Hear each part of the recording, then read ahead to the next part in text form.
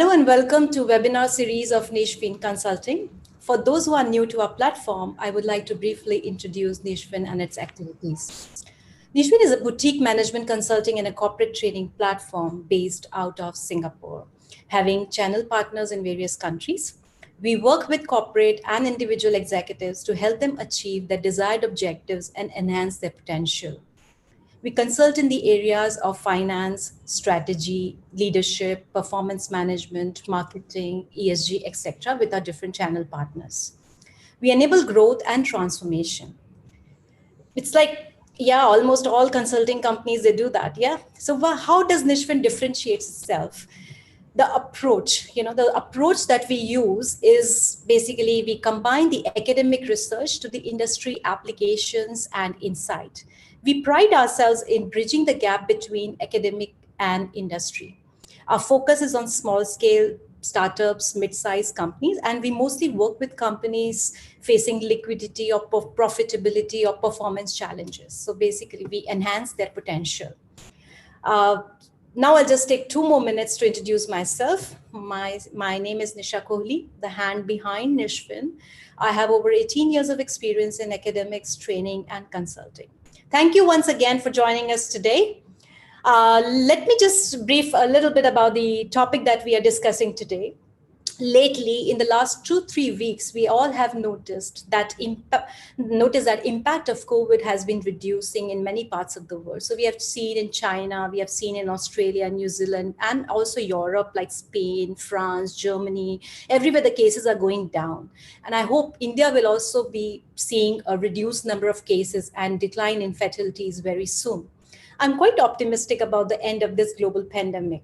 We are seeing the medicines getting approved, vaccines moving into their last phases of trials, etc.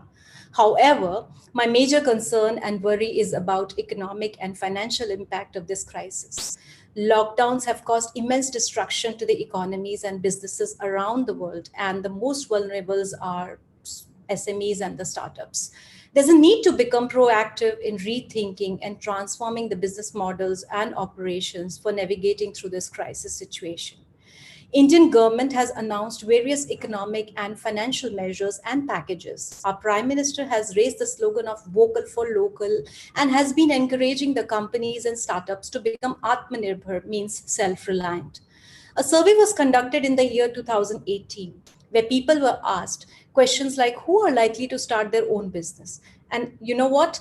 About 50% of the people said it's very likely. Now you can imagine post-COVID situation where the bigger companies are facing a lot of problems and they're laying off employees. I believe that this percentage will go higher in this post-COVID scenario.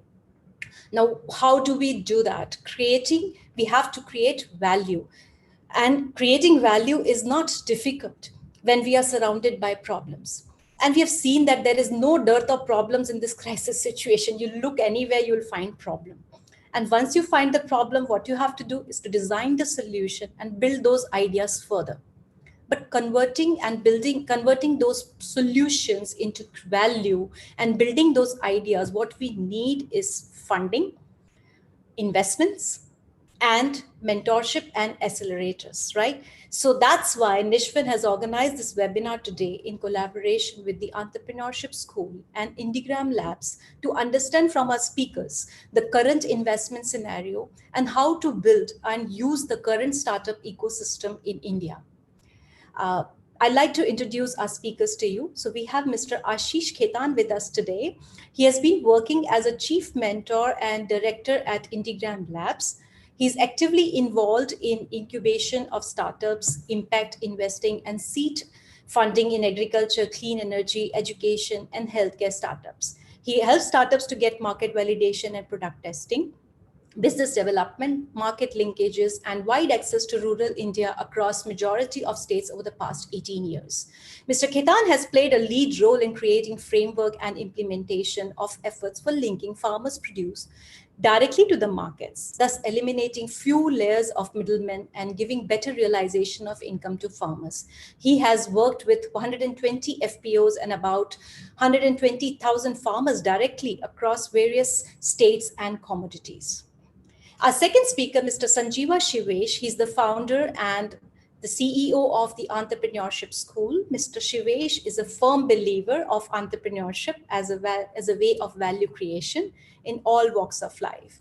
Mr. Shivesh has been a serial entrepreneur in the education space. In earlier part of his career, he has worked in private equity, strategy consulting, civil service, where he has gained rich experience of infrastructure development, predominantly logistics, transportation, real estate, and education.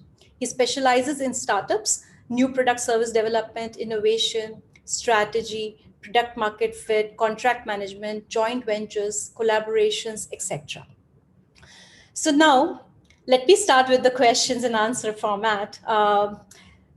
Shivesh, good evening to you. Welcome to our platform.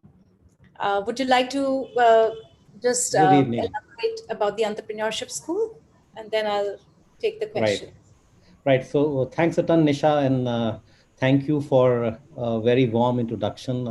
I run a very humble, uh, call it entrepreneurship garage, which is it's a garage school for building ventures. But we believe in the impact of startups in all walks of life, as you said. We have worked with more than 500 startups until now.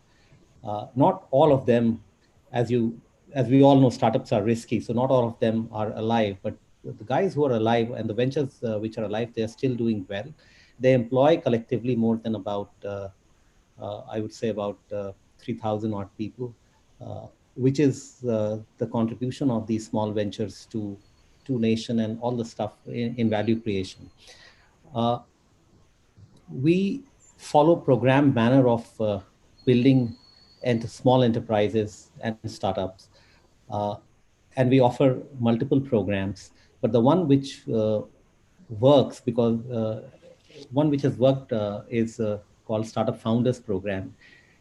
We started with a year-long program called Postgraduate Entrepreneurship Program, and because it's a new thing, we also, are in some way a startup and are experimental, and things work, things do not work, and we sort of pivoted. So from a year-long entrepreneurship development program to about 6 month phased dedicated venture building is what we realized works with most people, where everyone looks for flexibility and then they flex it for about, typically the engagement stays for about 18 months. So that's exciting. Ventures are there in the sphere of biotech to services to e-commerce to student ventures, etc. Presently, we are also running a program, would you believe, for school students, and this is during this lockdown with a friend of mine, and under the umbrella called Think Startups. So we have already, through that route, produced about 40 young school students from grade 8 to grade 12. They are undergoing that program. And it seems that it's picking up. There's a lot of interest. And we take those students into straight venture building to MVP stage. So that's gist of the work that I do. We also do angel investing, and we're learning. That's life, and privileged to be here at your platform. Much. Thank you so much for joining us today. Mr. Ketan, I would like you to introduce Integram Labs to us, our listeners. Hi, good evening. So basically, Indigram as an organization is about 20 years old, and the idea is to create an entire ecosystem around agriculture, food, and healthcare. So, as an entity, as a group, we are about 6 companies, 4 in agriculture and food, and 2 in healthcare. 2000, we started off with a company called AgriWatch, which is into market intelligence for non-perishable commodities, so paddy, millets, pulses, oilseeds, spices. We provide live market pricing across all major 45, 50 mandis markets in India. We do crop cutting experiments for crop insurance companies. We provide subscription-based reports to individual commodity traders and big commodity trading houses.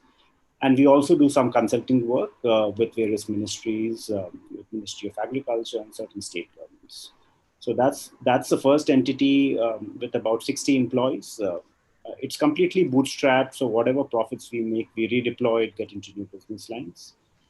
In 2001, we set up a foundation called ISAP, which is Indian Society of Agribusiness Professionals, which is basically into rural development, farmer engagement. So in the 19 years of its journey, they've worked in about 20 states. As an organization, ISAP is close to about 1,400 employees now, both in contractual and full time. And the kind of work they do is basically sustainable intensification of agriculture, water and sanitation, renewable energy, low cost housing. So all kinds of work which is happening, in rural India. And we've gone about creating close to 250 farmer producer organizations, which is about 5% of the total farmer producer organizations in India right now. India has 5,000. Government has announced another 20,000 in the next 5 years. So that's there. So we pretty much do all kinds of work in different geographies. And uh, in terms of implementation, we do implementation work of around close to $4 million every year through multiple donors, since this is a foundation. Which comes basically in the form of CSR from international donors as well as big Indian corporates like Walmart, Syngenta, DuPont, Mahindra, etc., etc. Just goes on. So it's been a 19-year history there.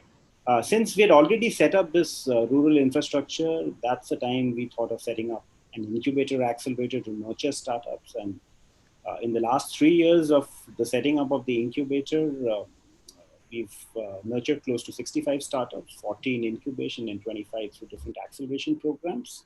And this is all around agri and food and allied sectors. So the kind of startups are basically into precision ag, autonomous irrigation, farm digitization, vertical, semi-vertical indoor farms, farm to fork models, aggregation models, SaaS models, B2B marketplaces around farm mechanization, livestock, organic companies, food processing consumer brands, and IoT in dairy and fisheries as well. So that's the sector also we've covered.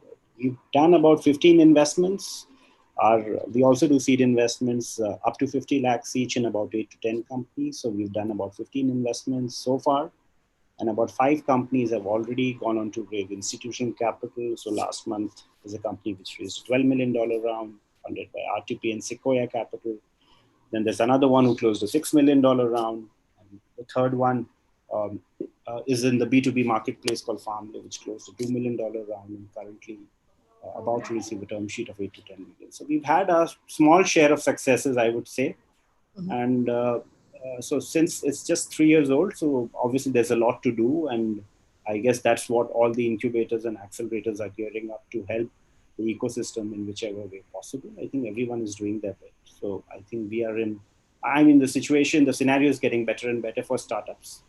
Yeah. So that's pretty much from my end. Okay, so taking that thing forward, I would like to ask Mr. Shivesh, with the current pandemic situation in India, how has the Indian startup ecosystem affected, and how have the startups adapted to their challenges? I heard Mr. Krish, CEO of Infosys, Chris Gopalakrishnan, believes that current coronavirus pandemic hasn't really changed prospects for the Indian ecosystem. So, what are your thoughts on that? Okay, look, a pandemic like coronavirus has widespread impact in all sectors of economy. Some sectors are affected more, some sectors are affected little less, some sectors could be resilient, right? So for example, agri looks more resilient today, and there's more hope in the work that Ashish has been doing, in all the stuff that Ashish mentioned. But if you look at the startup landscape of India, what happened in the last 5 years? A lot of e-commerce happened in the last 5 years. A lot of food tech happened. Uh, Call it hotel tech in the form of OYOs, call it platform aggregation in the form of Ola and Uber and those sort of stuff, right? So these were, and Zomatos and Swiggies and those sort of things. So these were the ventures which attracted bulk of the investment, and then in my view, these are call them the tier 1 startups, and below tier 1 there could be number of tier 2 startups and tier 3 startups and tier 4 startups. So there's some sort of hierarchy, because very often someone is serving same people in the value chain, right? And sometimes this tier 1 startup could also be serving the larger organizations, which could be called the big boys club. Now uh, I'm not sure why and what makes Chris believe that the ecosystem has not been impacted. It has been impacted, right? So if you look at uh, the large startup base, I would say that 80% or even 90% of the startup is still not out there visible to the larger world, right? So they operate from these garages, small time businesses, trying to build some skunk work, some tech, something or the other, at low revenues. So when I say low revenues, it could be not even $100,000, much less, right? Maybe 10, 50, $20,000 or something in that range. And everyone is building all this to sort of scale up and to reach, you know, they all have a dream. Now, large part of these small, unknown, home-based, garage-based startups, which operate from, I can give you all the names which is there in Delhi and all, right? So the villages in Delhi,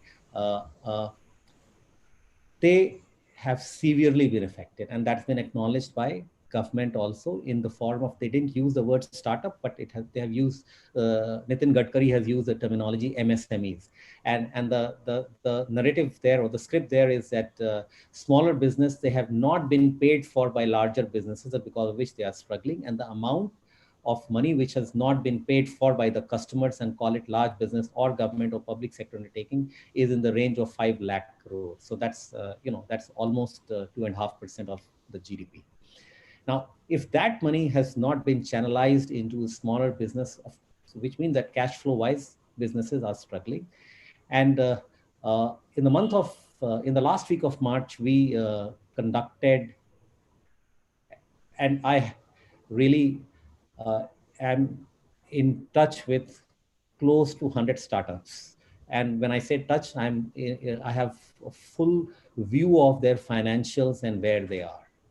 So in the month of last week of in the last week of March, when the lockdown, even before the lockdown started, we had an inkling that something is going to happen. The way it was shaping up all around the world. So we looked at the cash scenario, and it was dreadful, right? So nearly on average, all the startups that we assessed, they had a cash available of 22 days, right? In the last week of March. Now, 22 days means that they could barely Survive. move, they could barely tackle the first week of April with all the directions of the government, and then everyone's hand is in the air, right? Uh, and each of these guys struggled, right? So in some form, they have delayed payment of salaries, delayed payment to suppliers, et cetera, back in the chain. But most of these guys are right the last end of the chain. So there's no question of delaying all that. So that was a real problem, and people are struggling. My own sense, and this is the discussion we have had within the institution and with other incubators and all. And with NBFCs who we are in touch with, small time financiers who are in touch with, we reckon that of this 80% of the startup that we call the garage ecosystem startups, we have this 40-40-20 view. Now, 20 will survive without any problem. They are better managed. They have better view of the customers. Customers have supported them. The products are in better, services better, so they have done well. 40 will struggle. We really have a inkling that a lot of the last 40, they are already closed. So that's the reality, hard reality, and it is going to bite.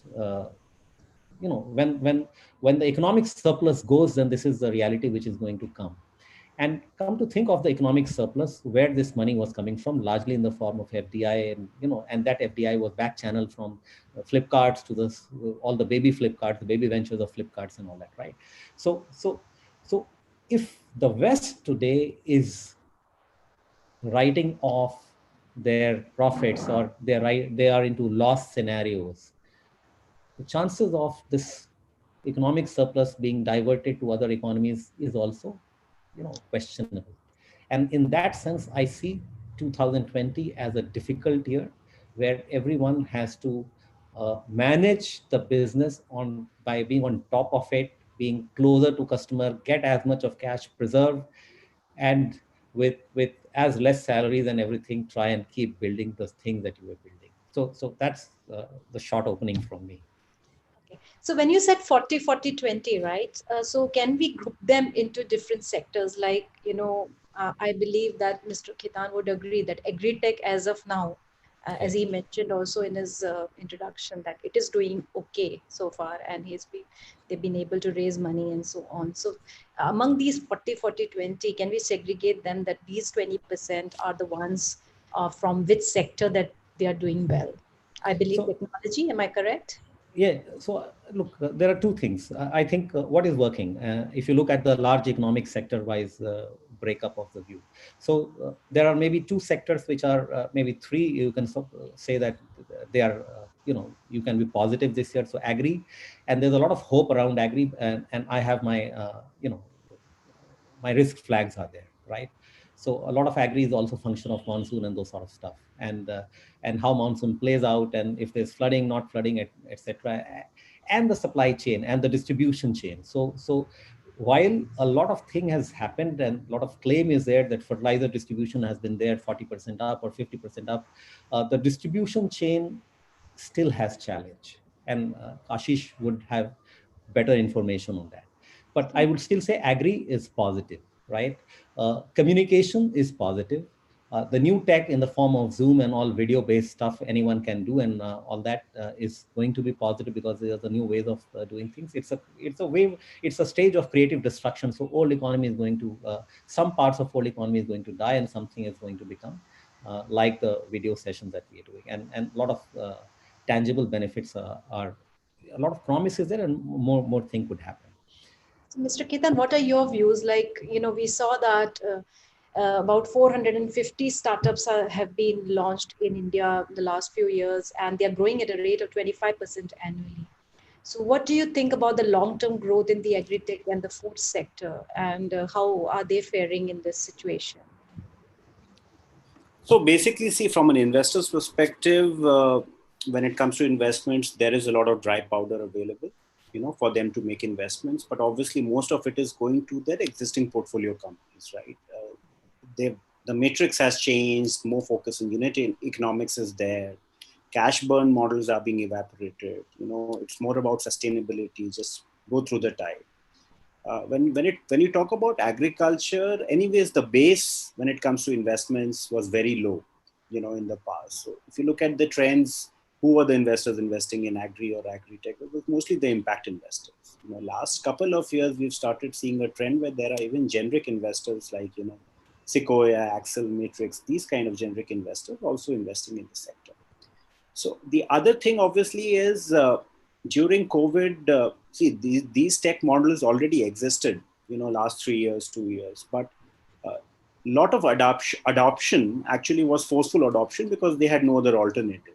See, like farm to fork models, and removing of intermediaries, and different kinds of. Lot of it was tech. So the farmers or people on the ground had no other option but to adopt them. So eventually that has become a behavioral. We anticipate that it's going to be a behavioral change. So a lot of companies in our portfolio have actually seen the best growth during COVID. That is also to do with obviously the people engaging had no other options. So we'll have to see how that trend goes. That will that be a behavioral shift towards this?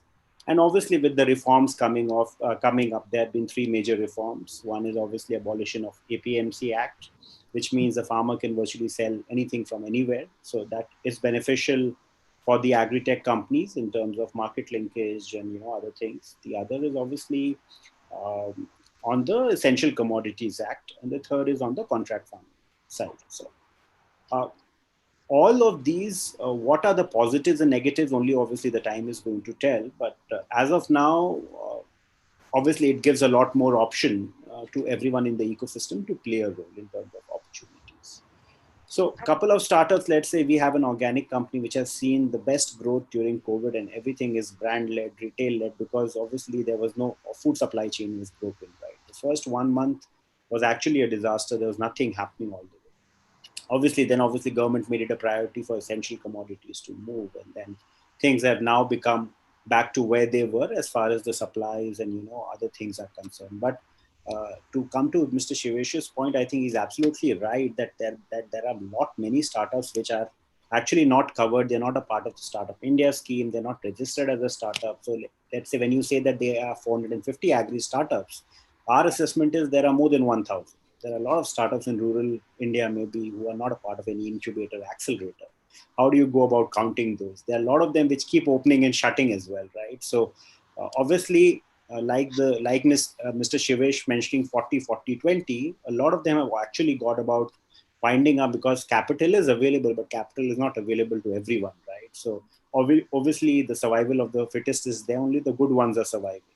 And then the other trend which I am seeing is obviously strategic M&A and M&A kind of opportunities where the big sharks are acquiring the small ones. It always makes sense to just merge rather than just surviving and burning cash. So, and the ones which were actually burning a lot of cash have not been able to raise money on time, or they had received commitments just before COVID, have actually gone about they've actually backtracked, and probably the companies are going to go down. So what I've also seen is good companies going down because they've not been able to raise capital at the right time, right? So it's even more important, till the time you don't end up raising institutional capital, you should not go for those cash burn kind of models. Get some validation from a validated investor, and then you are relatively free to do other things and other experiments possible. Right? So I think that's my take. Yeah, exactly. I did little bit research on the startups, actually before COVID, and the startups that are burning the cash, like Oyo and these platform operators like Ola and Uber and WeWork and so on. So yeah, they have got the cash. They received the cash as capital, and they were burning the cash. But unfortunately, with this crisis, they are laying off people and they are suffering badly. So basically, it boils down to that sustainability gets built up only when you're revenue focused rather than capital focused. So I think now this has become I'm seeing that there is one PE fund in Japan. They have launched as the revenue based funding. They will be funding working capital to the people who really need it, and once the conversion happens to sales, and they will come back to, like, they will get back their returns. So those kind of funds will prevail, and then I think it's a good idea to go for those funds. I think I posted a LinkedIn post also, and one German this thing also, they have launched a revenue based fund. So interesting things are coming up because of this. Yeah, let's hope for the best. I have a question to Mr. Ketan. One more question related to this. What are your views about the financial inclusion policy and data penetration? And also, do you think that what makes the farmers, like with the support of the technology and the government support, what makes the farmers motivated to go for agri-tech solutions? So they are currently like traditional agri sector, but what makes them go for agri-tech solutions? Is it the government funding? Is it the support? Like, what is the thing that's helping them? So basically, technology adoption, if you ask me, is still very tough when it comes to a small and marginal farmer. He does not pay for technology initially. What we've seen over the years is there are basically two major hooks for a farmer. Either he gets credit, or either someone picks up his produce output side. A lot of solutions have come on the input side, where there is online and offline selling of inputs directly to the farmer producer organizations and things like that. Those models have still worked. On the output side, no one has had control, because obviously in the past, contract farming as a model has not been able to come up well. And plus, no one has clarity on the final value of the output produced, what is going to happen, because there are a lot of other parameters, obviously, like climate, monsoon, and other things which play about. So purely, if you have a model where a farmer is supposed to pay for technology in terms of farm advisory, the farmer doesn't pay for that. uh, you need to go about building a full stack model where there is an element of probably advisory, input, output, or something to do with finance as well as output. The finance being the biggest hook. When it comes to financial inclusion in the agri value chain, it is highly, highly underpenetrated. There are only a couple of well-funded startups in that space, like Samunati, and couple of them, handful of them. What is not happening, why is it not happening, is obviously because the books aren't there. The customer acquisition cost for a bank to actually get a loan done from a farmer is extremely high vis-a-vis the ticket size. So a lot of agri-tech companies are actually trying to create a leisure system at the FPO level to build some transparently and do book building so that they can take the book to the bank and get them financed. So obviously there are solutions. So some of them have come up with invoice-based discounting. Some of them actually, you know, does working capital finance based on the client orders. No one is actually financing working capital requirements for a farmer, right? Because that is something which is very difficult uh, to to hedge. And obviously there is farm loan waivers which come into the picture, and then a lot of rising NPAs in that segment. So although this is a part of priority sector lending for the banks, but they've not been able to effectively find a way to penetrate when it comes to financial inclusion. I think going forward with more stimulus at the farm gate level, obviously 1 lakh crore, about $15 billion have been assigned. So what we see is maybe not now, 5 years, 7 years down the line, most of the activities are going to happen at farm gate level or at the FPO level, where there's going to be technology adoption, input buying and selling, output linkage, as well as financial inclusion and crop insurance, everything. So FPO or the farm gate is going to become the center for all kinds of activities, because that's the closest place where the farmer is going to benefit the most. So that's why the government has announced, creation of 10,000 FPOs in the next 3 years, and then 20,000 in the next whatever number of years. And a lot of the infrastructure creation will happen through government stimulus in terms of setting up of sorting grading stations, cold room, reform vans for effective market linkage as well. So I think in times to come, it's going to get better. Okay, thank you. Yeah. Mr. Shivesh, a funding question to you as well. With the foreign investors such as we mentioned Sequoia and Excel, SoftBank, they've been the startups, it's very difficult to raise money from those kind of companies, right? So will foreign interest be renewed post coronavirus, and can we expect a change in the key industries as we've seen in the growth in the digital sector? So look, it's tricky, and let me explain why I'm saying tricky. Because whenever crisis happens, the general tendency is for investors to repose faith on stable and good businesses, right? So big becomes better in crisis instead of small is beautiful. So that contradiction plays. And if you look at the story, what is playing out at Geo, for example, Reliance Geo, right? So in the last 10 days, they almost got maybe $12 billion, or maybe $14 billion, the way you want to calculate. So $14 billion was nearly what was promised, or that was the total funding in the whole of startup ecosystem in 2018 plus 19, right? So I'm not talking of the announced investment, the actual investment. If you look at RBI's numbers, etc., etc., so it should be lesser than that. So alone one ecosystem has come, and I think so. If that is the amount which has been attracted by one company, then the money available for everyone else, I don't see any much available. There will be only pittance available. Also for the investors of Sequoia and Excel and all the other guys, they are not. Uh, so 2020 is not the year for them to be cashing out and making big money, etc. Right? So I see next 12 to 18 months challenging, right?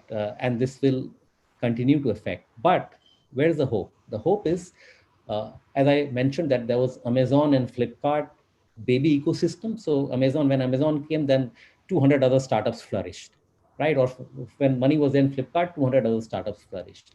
Now, a geo ecosystem is going to, boom, Actually, yeah. right? So that's the opportunity. So all the guys who are part of geo ecosystem and who closely and quickly they get embedded into this ecosystem, that is a place where, as I see, the next 2 years, 3 years, 4 years, where a lot of value can be created, and that value is being fueled by a lot of investment which has been captured by geo ecosystem. So that's the opportunity in India today. But agri, in my mind, is clear opportunity, as Ashish mentioned, farm gate and FPOs, and that's going to sort of unleash the new wave of startup energy in India. Clearly, tourism, or the hotel sector, all those are under stress, and it will remain under stress till the time we see economic recovery. But agri is going to lead the recovery. Yeah, I believe that the geo ecosystem that you mentioned, I believe Geo Mart in combination with WhatsApp is going Yeah. to be a very big hit in like hit means very good for Indian economy. A lot of small entrepreneurs will be able to come to that platform and grow Yeah. the network. So that will be very positive for Indian Yeah, as I economy. mentioned, so there's tier one and then tier two, tier three, tier four. So all whole lot of I think about 2,000 startups are going to become integrated into geo ecosystem or more, right? If you go up to tier four, tier five. So that's the opportunity. But people have to really look at that opportunity and move fast and seize that opportunity. Yes. Yeah. So, Mr. Ketan, what do you think about the growth in the agri-tech or overall agriculture and the food sector due to this reverse migration that has happened in India? Will it So I be? think, yeah, so I think current trend looks like, obviously, if there are some opportunities in rural India, people would like to stick around. But obviously, it's not going to happen so soon. A lot of them actually have the opportunity of becoming micro entrepreneurs, which was missing earlier. You know, even these agri-tech companies were actually searching for micro entrepreneurs, because dealing with a farmer for a startup becomes quite a time-taking, time-consuming kind of an affair.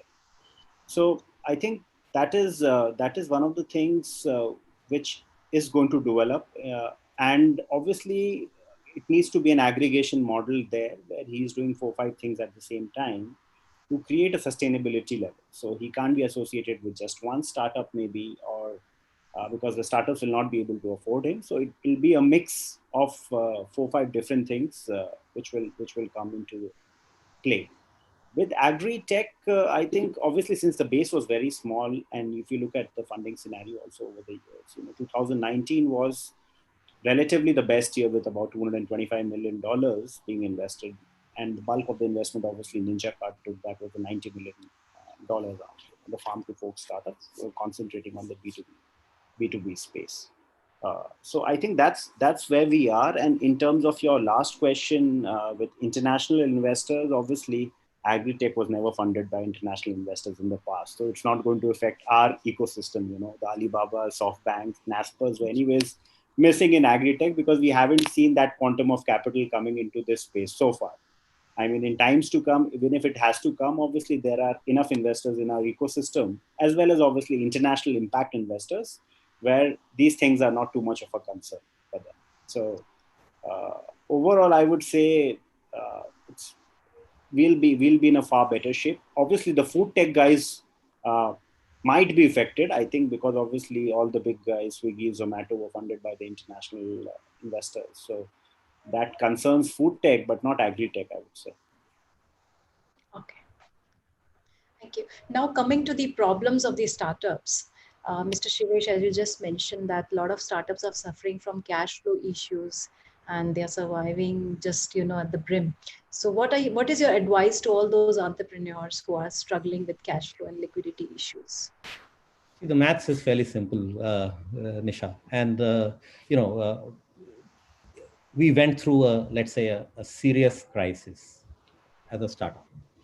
Now, how do you navigate that crisis? It's fairly simple.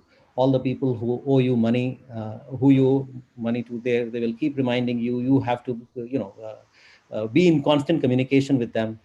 Keep communicating with your customers. Try and realize as much of money, cash, which is with your customers as soon as possible. Keep good hope and manage all your expenses super tight. So you have to manage the ship, and very efficiently, because if you can't manage, there is no space available for any you just can't spend anything. You can't be extravagant. So manage the ship tight. uh, and get as much of uh, cash from your customers as possible. Try and sell, uh, adapt. There could be a chance that your customer might not be looking at the same solution or the same service that you were providing before COVID, which means that you have to listen to the customers and see where the opportunities are and how you can serve them again. Right. So, to give you a simple example, in the knowledge creation industry, if we were doing, let's say, part of our revenue was through, let's say, L&D and training and those sort of stuff. Now that's all shut, and everything has been taken over through this mode of platform called Zoom and WebEx and those sort of stuff. We quickly have to integrate with the customers, and each of these solutions have their own challenges. So we have to redesign the offering in a manner that works with the customer, and then be back into business. And I believe those opportunities are there in every business. We just have to think and listen to the customers to be able to serve them. Okay, and how about the government funding and the banks are, is there a credit crunch right now in India where the people are facing problems and getting Okay, their... so on the government side, yeah, government has a serious financial problem because tax collections are really weak, and unless that tax collection moves up, government cannot finance. As far as banking system is concerned, RBI has done, they have released a lot of cash uh, through CRR cut, but the Indian banks are struggling, and that is because of the historical baggage, right? So they had the historical baggage. Their balance sheets are weak. They don't want to lend to anyone who has weak balance sheet today, right? So anything or which is in that zone of risky or even near risky, right? I don't think anything of that sort is happening. So startups, they have to fight this war all alone. If they get some investors, Yeah. good, right? But investors today have become very choosy. So the old model that we had, where the term was blitzscale, right? And blitzscale meant that you move super fast, forget unit cost economics, try and acquire as many customers as possible, make losses. I think that model is at serious crossroad at the moment. And everyone has realized the value in unit cost economics, the language of investors and startup, everything is changing. So the sooner startups sort of move into this uh, new realization, there is survival. That's the only way to resilience. Otherwise, I can't see a solution coming from financiers right now. When I teach valuation to my students, that time I give them example of Aldi. Right. Aldi is a German firm which sprung Yes, up yes. actually after the World War, and they are the most frugal retail firm, and And they do it so well. they're They manage sustainable. this. They're doing so well. Yeah. So, so that's how I think the startup should take it. Instead of getting the valuations higher and getting the funding, instead of that, they should focus more on their revenue and cash. That's what I think. I got your point. Thank you so much. Now, moving to our last segment about mentorship and incubating. Uh, Mr. Ketan, I'd like to know key highlights of Indigram's mentorship program, and how do you differentiate yourself with foreign accelerators and incubators? Like this, in this post-COVID crisis, like post-COVID situation, even my brother was asking that, if he wants to get into agri-tech or agriculture, then what are the next steps to take? So for them, what advice do you have? Like what kind of support Indigram can give to the startups or the aspiring startups, I would say. So I think before that, I'll quickly take a question on incubation. In terms of government support, there are close to about 150 government-funded incubators, accelerators under various schemes, which is under Department of Science and Technology, Ministry of Biotech, Atal Incubation Centers. And then there are other platforms directly or indirectly funded by the government, like, SIDBI Fund of Funds, Invest India, Startup India, etc. So I mean, there is a lot of capital available in different forms. That infrastructure, which was missing probably 7, 8 years back, is there. So obviously, if I'm a startup founder, depending on which sector I would want to, create an enterprise in, you can go to the sector-specific incubators, or you can go to the well-known incubators. Almost all the IITs, IIMs have an incubator, and a lot of these universities, even agri universities, have. How we've tried to differentiate ourselves is obviously we are a private incubator, we are not a government incubator. And we are also funded by the government though. And for us, we are running this as a startup because we ourselves are just about 3 years old.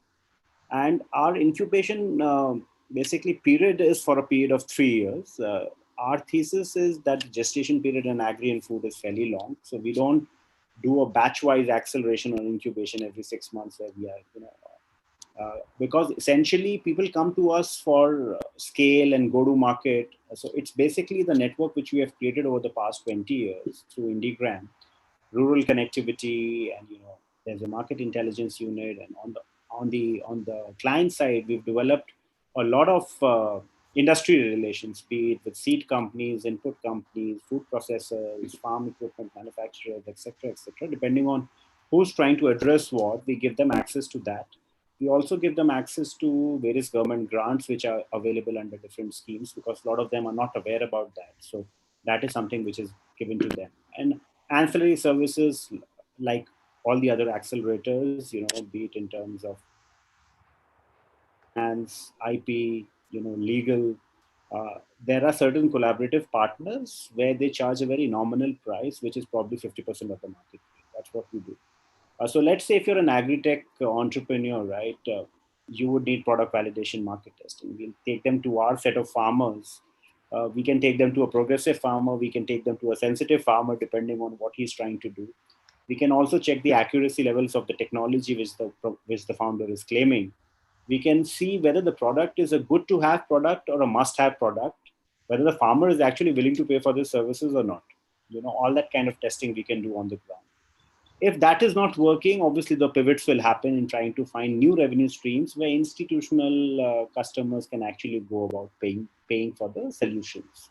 So that is something we do on the back end. On the front end, we connect the startup to about 10, 15 clients. If his validation is really strong, then obviously out of these 15 clients, you'll fairly get an idea in terms of the value proposition he's giving. If it is less, he needs to, how do you create the stickiness with the client by giving him more offerings and things like that. We also give seed capital, obviously 25 to 50 lakhs per startup is what we give in exchange of equity. And the fourth thing we do really well is help them in follow-on fundraising as well. So what we've done in the past 24 months have developed excellent relationships with all the institutional investors, venture capital firms, at least the ones who are looking seriously in agri and food. We've also tied up with all the international agri and food accelerators. Two of them you pretty much know. We have an MOU, Singapore Agri and Food Accelerators. There's one in Amsterdam, Copenhagen. Couple of other relationships, one in Israel, one in Australia, one in US, couple of them in Africa. So there are joint acceleration programs also with us as well as them, so that they get access to further capital and international market as well. So combining everything, also we have about 40 startups in the agri and food domain. So there is cross sharing of knowledge and information between each startup versus the other. So basically it's this network and infrastructure which we have created, the startups benefit. That's why relatively compared, I would say the success rate for people, agri and food entrepreneurs being incubated with us is relatively higher. Thank you. Great. I have a couple of questions from the viewers. I'll take it afterwards once I finish my questions here. So I read your article, Mr. Shivesh, about Glorifier, and where you talked about the story of New India, a country ready to take the world by storm. Since the inception of Startup India 2016 by the PM of India, what has been its impact on the startup ecosystem, and how difficult do you think in today's world is to initiate and sustain a tech startup for young entrepreneurs in India? Right. So I think, look, first of all, the push of startup when it came from Prime Minister of India, it was commendable, and it sort of unleashed. It created a new hope in the minds of parents, not the kids, right? So in the minds of parents, because India being, it had its own tensions, and which allowed these young kids to people to experiment with their ideas, and which unleashed a lot of entrepreneurial or called startup energy. Now clearly that became visible in terms of the official numbers, and call it the way I said, 80% or 85% are still garage and under the ground startups, right? They operate out of basements and all that. So everywhere it flourished. Now, whether there was value creation, I don't think there are enough studies and data points around that. Now, coming to the second question, which is uh, how difficult is it to create a tech startup? I think it is extremely difficult because, we are not in the world of 2014, 15 when, or maybe 10, 12 when internet was a new thing and everyone was building startup around internet, right? So the themes change. Today, people are thinking in terms of AI, and AI is also something which is back burner, right? So people are today talking in terms of quantum computing and those sort of stuff. Now, if you are moving into a pure hardcore tech play of that nature, it requires great team and it requires investment. So and that's where the tightrope walking is. So as Ashish mentioned, that and I like, so there are 150 or maybe 200 incubators in this in India, but not every incubator is prepared to give you that infrastructure. So that's the real challenge, and I'm talking of infrastructure which leads to creation of, let's say, another Flipkart, right? A world beater startup, right? Something of that sort. So that's the reality of tech startup.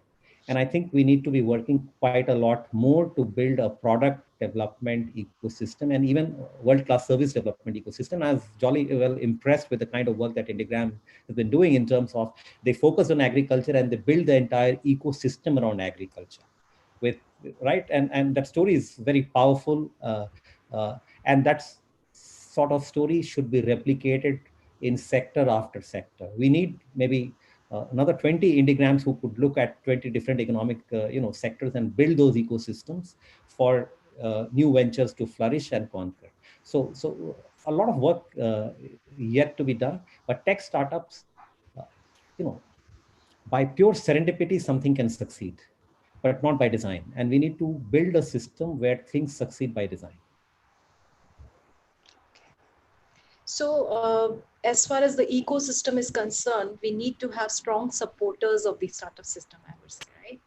Yeah, strong. I really found the story very compelling, what Ashish mentioned. And perhaps that's the case study that should be, the threads of that can be taken to multiple sectors to build similar ecosystems. And believe me, it cannot be done in 2 years or 3 years. They have slogged for 20 years to build that ecosystem. But we have a lot of energy in the youth today that I can see from my students. Yeah. Right. So, coming to the next question now, uh, it's I think to Mr. Ketan, please share your some of the experiences, your recent interaction with the startups. Any example you would like to share that, any mistake that they did and you helped them sail through it, or anything that you found very striking about them that you would like to share?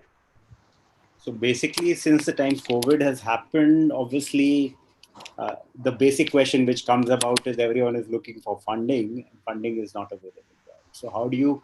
First thing is major interactions is around how do you go about getting them bridge capital, whatever they get, so that they can just stay afloat and just sail through this next 12 months or something. Obviously, but everyone is not going to get that. So whatever bare minimum you can get from HNIs and things like that, that is one of the things. The other thing is we actively look out for quality people who can become co-founders in a company, because we realize obviously a single founder is a no-go.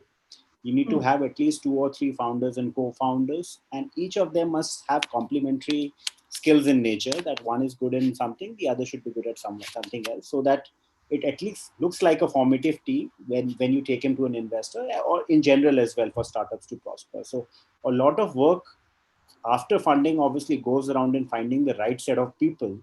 And coming to Mr. Shivesh's last point as well, for a tech startup, data scientists' salaries are extremely high, which a startup really cannot afford. uh, if you have to get a good data scientist, you need to get him from a Flipkart or an Amazon, and you can't get him on a salary basis. You'll have to make him a founder, co-founder, and give him that story, that in 5 years your company can become a Flipkart or something. And with that vision, you'll have to attract quality people. Purely a startup cannot afford those kind of good quality people which are into artificial intelligence, machine learning, IoT, blockchain kind of stuff. So it becomes all the more difficult there. So one is funding, the other is obviously getting the right team in place, the third is market linkage. At the end of the day, no matter how much money you raise, you need to show a strong P&L, right? Everyone is going to ask what's happened to your P&L, why is it not happening? So uh, look out for giving them access to new clients. So one important trait, what we've observed is, before investing, we spend a lot of time with the founders. And obviously at our stage, there is no validation. Company can be at a pre-revenue stage. Everyone talks about a lot of things, but at the end of the day, we know that all these models will keep pivoting because we are living in uncertain times. Big companies like Big Basket till date are pivoting. So what do you expect from really early stage startup? They anyways keep pivoting. But when the founding team, are they really entrepreneurs enough? Are they hustlers? Do they have the ability to motivate a big team? Can they speak the language which the other person wants to hear? These are some of the traits of an entrepreneur. You need to make the other person happy all the time. If you have to get some orders, you have to get some sales. So certain traits, so that if plan A is not working, switch to plan B is not working, switch to plan C, and switch fast, because time is very critical and startups don't have time. So that is something which we really focus and work on. So let's say from my end, if I give him access to 10 different clients, give him warm introductions, it's not my job to convert that meeting into an order, into a contract, right? It's the entrepreneur's job. Does he have that skill set in him, or do I need to keep spoon feeding him, is the question. So a lot of time goes initially to identify that if I need to spend time with him, is he capable enough to do things fast or not? So right from year one, when we started backing founders, we realized that we have to spend a lot of time and effort. Now our judgment obviously has become better with time. That doesn't mean we don't go about helping the other startups. We help the other startups with infrastructure which Indigram has created and access to whatever. But obviously, at the end of the day, some people will be faster in taking up things. We might not land up investing in them because we have limited resources. Obviously, it's a judgment which every investor takes, right? To invest in certain X number of companies, but we have X plus 10 number of companies. We can't go about investing in all. So I think these are the 3-4 things we look at. And when we have conviction in the founder at our stage, and this is what we go about doing: market linkage, access to funding, finding a good team, and product market fit anyways happen as a part of the incubation process.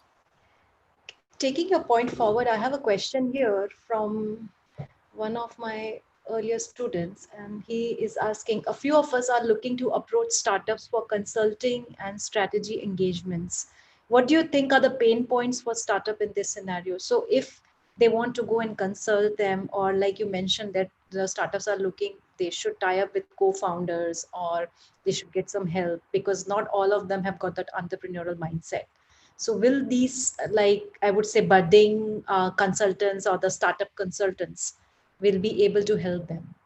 Like the work that, even I do in terms of startups, when we consult them, when we mentor them, we tell them, okay, this is the way you can get alternative revenues and all Mm. that. Is there a scope in the whole startup ecosystem for these consultants to get engaged to and take it to that level, take the startup to that level, and then, from So further? I would say there are two things in this. One is obviously the knowledge at the macro environment level, right? So being sector specific, or having some sector, precise points in terms of what does the founder want, you know.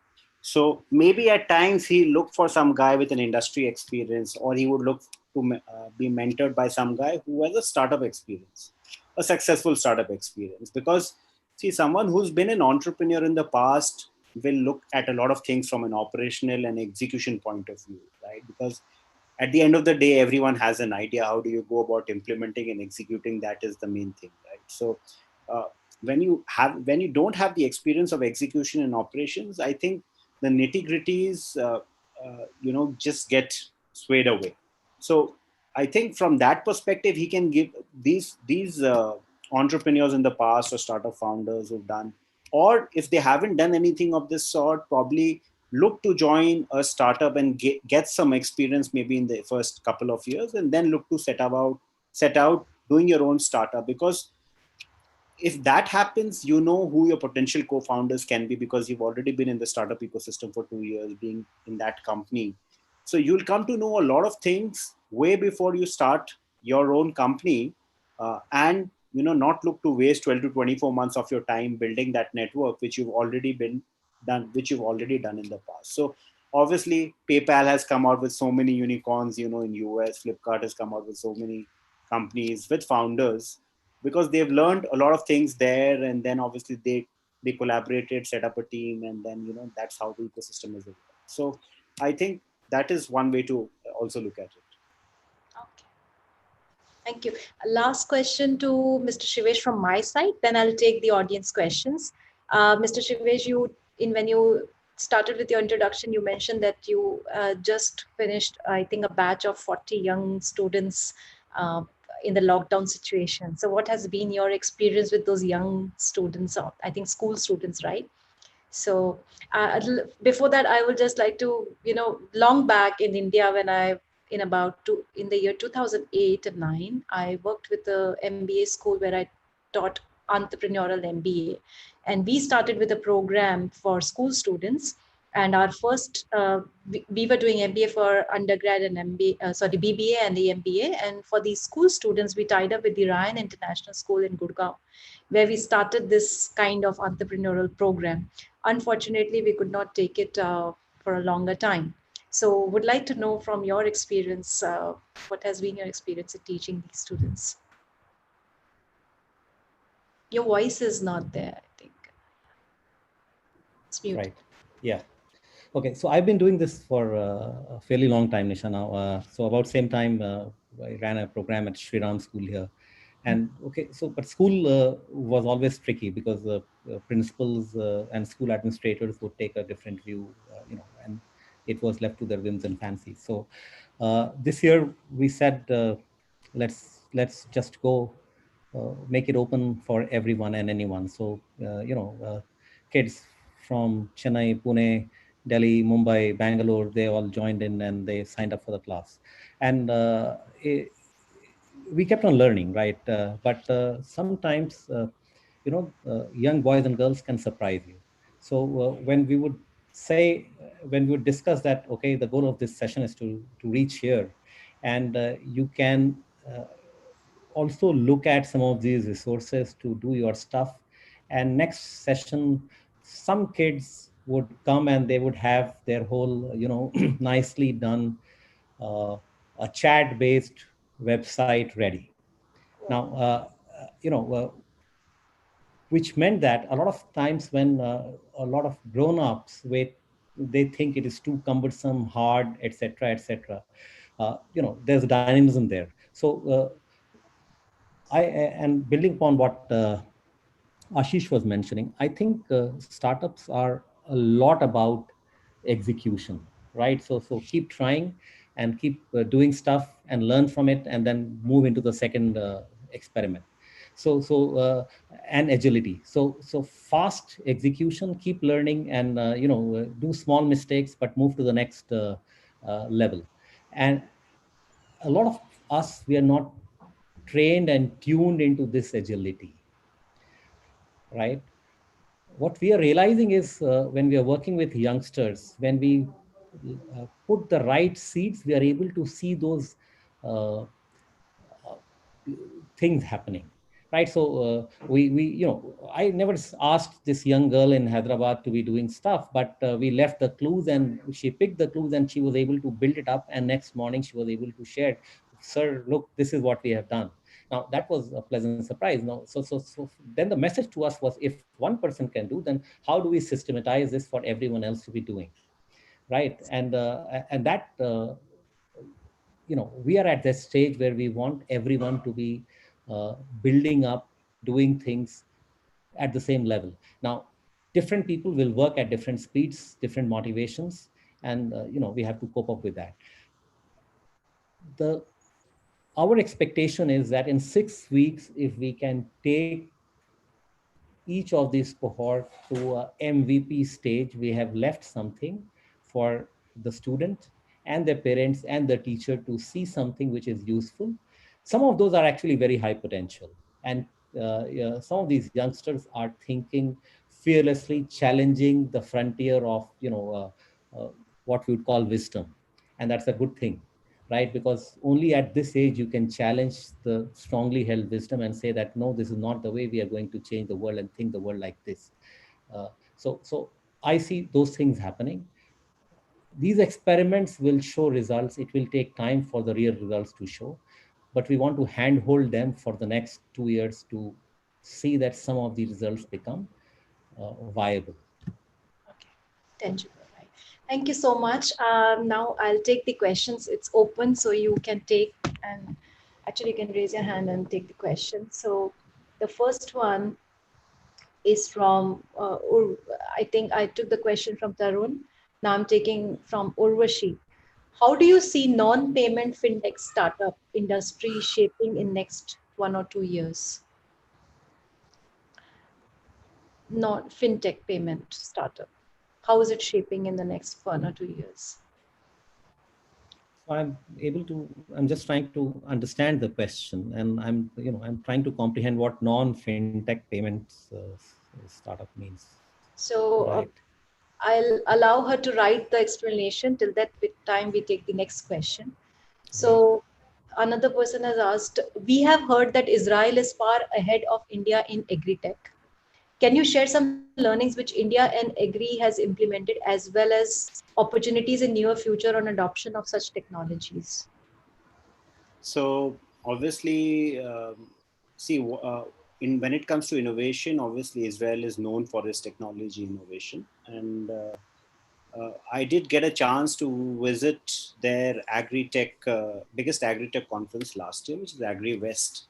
The challenge there is definitely technology, but they don't have a market. So they are scouting for markets in Europe, in US, in India, and things like that. So that's where the major challenge is.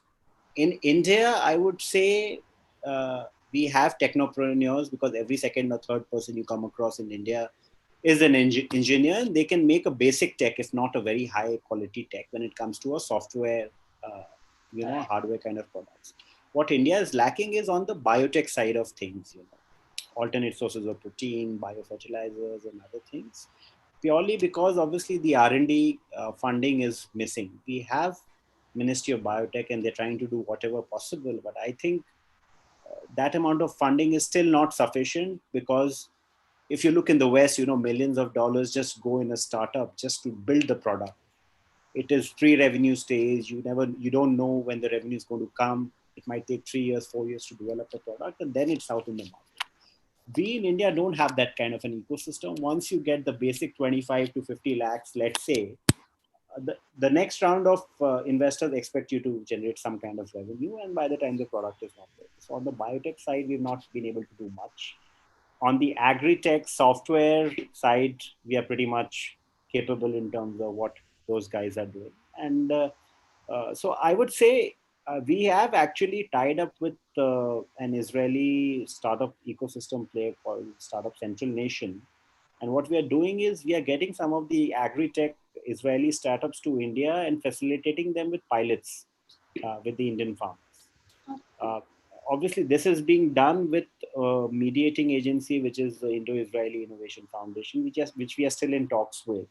That who goes about funding these pilots at everyone's time, and so there needs to be some commercial component for everyone involved in this entire system. So that's the basic challenge when it comes to Israel. Obviously, in terms of technology, it is quite good, and in terms of investments they receive from international investors, that is also very good, because a lot of these global venture capital funds have set up the shop in Israel, and they are funding Israeli companies because if the companies are incorporated in Israel and they are serving global markets, then it pretty much is of interest to every investor there. Thank you. Next question is, China has stopped investing because of India's FDI policy due to funding freeze. Then how will startup manage the cash? Now, I think that China is not the only fund Correct. country. China is not the Yeah, only investor. I yeah. mean, just to build some humor, they've probably taken away more than what they've given. But there are a lot of other investors. So it's not exclusively that the funding scenario is going to dry up. There are a lot of homegrown private equity firms and VC firms, and obviously, when it comes to big check sizes, we were relying on the international investors. I think that is something which we'll have to see how that pans out. But uh, that is only 1% of the startup ecosystem. I think the other ones have a fairly decent, chance of raising money from domestic investors, and they are sitting on a lot of dry powder. Like I said, currently, I think the next 3 to 6 months is going to go about them putting more focus on their already invested companies, but then there will also be a pressure on deployment because once even the investor gets funds from the LPs, their clock is ticking, right? They need to deploy money fast. So it'll be in everyone's interest, their interest to deploy money. But what is essentially going to happen is probably the valuations are going to take a beating. A lot of it was inflated before COVID. It'll be more realistic and I think it will be more practical. So it will make sense for all the investors in the ecosystem at what stage they want to get in. And obviously the valuation is definitely going to take a beating by 25-30%. Yeah, which means that startups, they have to be realistic about the valuation now. I am Correct. for it. I am for it because if you Yes. have the valuations very high, unsustainable, they are unsustainable. So Yeah. build slowly and then take it. Okay, so I think we got the non-fintech payment startups would include online investment and trading startups like Ind Money, Got which it. are aiming at making the whole process easier and more accessible for users. So her question was that how do you see these kind of fintech startups shaping up in the next 1 or 2 years? The online investment and trading startups. So I can have a quick take, and Ashish, you can. So look, I think there's a lot of disruption waiting to happen in that space. Now, if I'm not sure if this year is the best year, right, or even next year is the best year, right? But if someone is building the startup, this is the right time to sort of build it up, take it, make it live, start acquiring customers. Okay, but next 2 years, because you know, stock markets, financial markets, everything in my economic perception, they are all going to shrink, right? So that's the risk factor, but which means it's a great opportunity. It's a timing wise, this is the right time to build a very good startup in that space. So about 4 years back, there was no Zerodha, right? And Zerodha is more valued than all other startups, completely homegrown, right? So those opportunities would be there, and believe me, even those guys would be trying to make systems which would be better interfaces, more information, more real time, etc. Okay. Uh, yeah, I think we are done with the questions. And so, yeah, shall we wrap up the session? Absolutely. Thank you so much for coming to our platform. Thank you so much, Mr. Ketan, for your time. Thank you. Okay, one question has come. I don't know if I can take it. We have. During this pandemic, social enterprise requires a lot of investment and time. Have you helped a startup in social enterprise during this time? Please share a memory of helping a social enterprise. I'm sure agritech is in the impact Yeah, it's in space. that same category as well. Yeah. So, yeah, So you can. look, Nisha, I think there are various flavors of social enterprises, and right now, for example, there are a lot of COVID warrior platforms which have come up. right? Yep. And these are all information led uh, startups where people are putting it on GIS and then helping each other, helping handshakes to happen. So someone could be supplying using this map to have a food supply, or someone could be having the same map to identify where migrant labels are going. And if we can have those databases, then how can we help government and those sort of agencies to find job for people who have moved from Delhi, Mumbai, etc., back to UP, Bihar, etc. Right? So several such startups have come up, a lot of them in the last 3 months, and uh, the real challenge, and I'm associated with at least three, four various such initiatives. The real challenge there is to have the right business model. So unless you have a business model in place, unless you have a model in place which keeps this engine fueled, I wouldn't call it a venture. So these are ideas, these are initiatives, but these have yet to be venturized. Some things are getting venturized. People are working, but it requires support from all stakeholders, including government. Yeah.